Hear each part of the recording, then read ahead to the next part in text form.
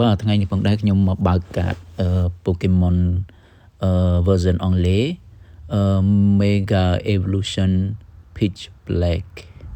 ហើយខ្ញុំធ្វើការស្វែងរកកាតដែលមានផ្កាយចំនួន2ឬក៏3គឺយើងអាចចំណេញបានហើយធ្វើ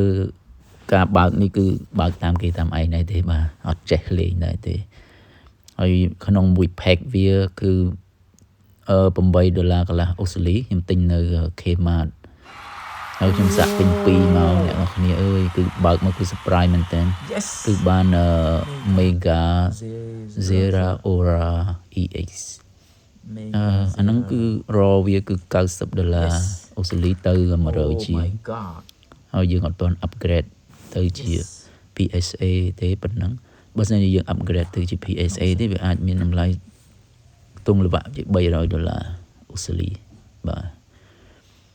ហើយអញ្ចឹងគឺយើង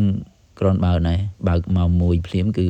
ចូលមួយភ្លាមគឺមានផ្កាយមាសចំនួន2បាទគឺល្អមែនតើហើយខ្ញុំអត់លក់ទេខ្ញុំទុកសម្រាប់ collection របស់ខ្ញុំដែរឥឡូវចាប់ផ្ដើមជក់មែនតើបាទបើកអានេះគឺជក់សាហាវមកជក់ដូចយើងលេងហ្គេមលេងអីចឹងបាទហើយបើកមួយហើយថ្ងៃស្អែកឡើងទប់អត់ជាប់ទេគឺថា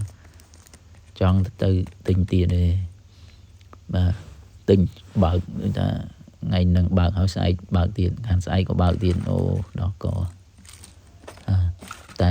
អានេះសម្រាប់យើងមានលុយខ្លួនឯងហ្នឹងណាកាលមុនយើងរកលុយអត់បានអត់ហ៊ានចាយណៃលឿនទៀតទេបាទឥឡូវមកបើកមួយទៀតនេះបើកមួយនេះដូចជាបើកមើលអស់គ្នាបាទអត់មានបានអីទេព្រោះយើងទិញ2មកបានមួយគឺ the best ហើយបាទអរគុណអ្នកទាំងអស់គ្នាវីដេអូនេះមានប៉ុណ្្នឹងទេយើងនឹងជួបគ្នានៅវីដេអូក្រោយទៀតបាយបាយ